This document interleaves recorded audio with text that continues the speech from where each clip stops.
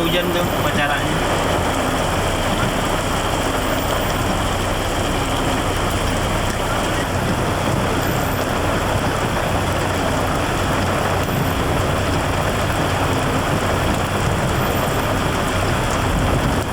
Mas Ari dikit, Mas Ari. Kan ada logo. Yo, nggak boleh kalau gitu kan.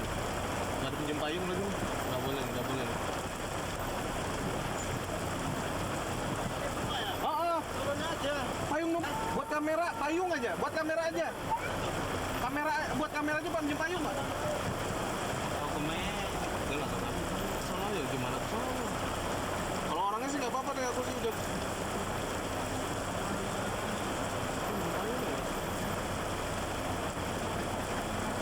Dari Wisma aja bisa. Hah? Cek nih kamera kita. Iya. Ini gelap ini aja. Apa?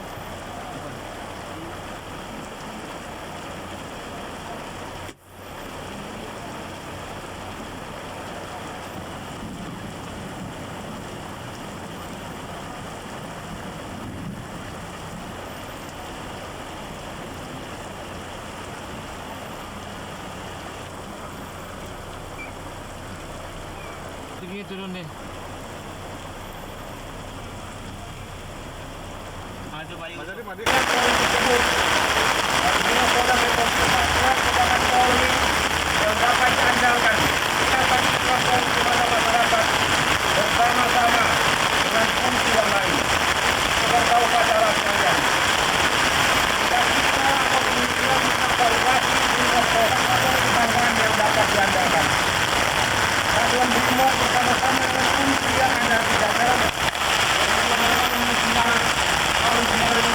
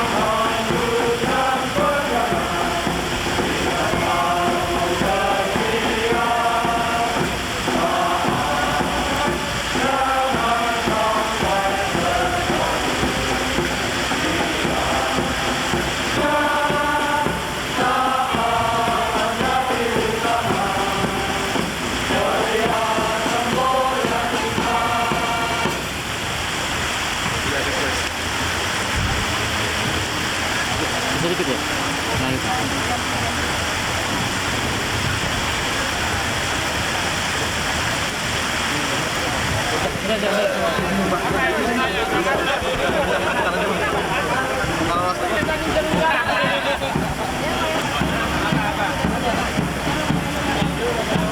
Mas Bayu, dikit dong. Gambar. Aduh, dikit.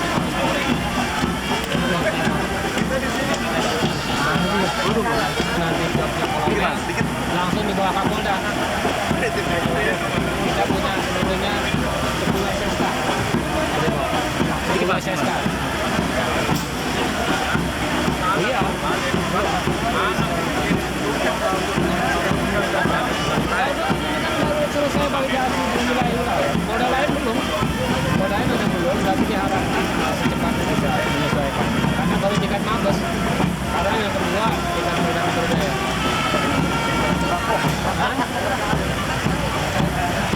baru.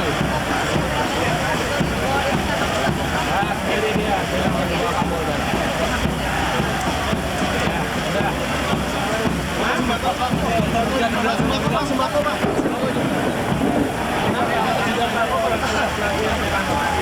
Ya, kita keterangan lah dulu. Kita keterangan. Berapa banyak yang dia simpan, bagaimana prosedurnya. Itu dulu. Sejauh ini udah berapa orang Pak yang diminta diperiksa Pak? Sudah banyak itu, ada di Tangerang itu berapa banyak itu. Yang terakhir ini saya lihat di Jakarta Pusat itu. Yang di Tangerang? Yang di Tangerang itu ada. Ya kita lihat lah, namanya kan kita lihat. Itu case by case itu nggak bisa disamakan. Karena ini kasus kan. Kalau dia prosedurnya sudah benar, kemudian hanya mungkin agak terlambat mendistribusikan dengan ada unsur kesengajaan. Udah ya? Terima kasih Pak. Kita paton.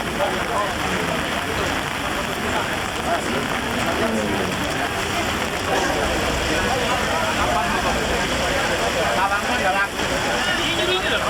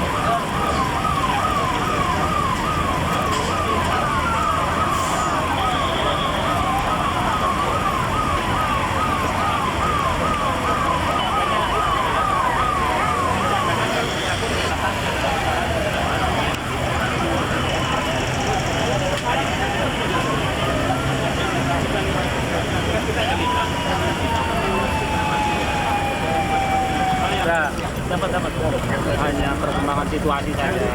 Situasi ternyata dari beberapa dokumen yang kita dapatkan itu ada kelompok tertentu yang memang ingin merencanakan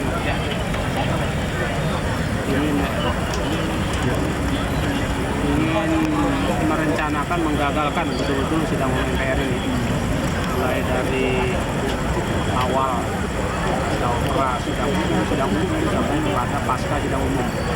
Bahkan mereka ingin membentuk semacam orde demokrasi. Jadi kira pertahanan tetap memegang teguh kepada konstitusional dan undang-undang yang berlaku.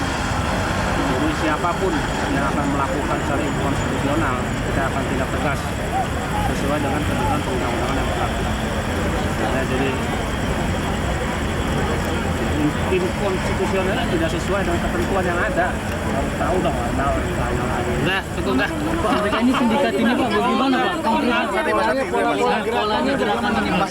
Itu masih kita lihat lagi. Ciri mereka seperti apa Pak? Masih kita lihat lagi lah. Yang penting itu lah.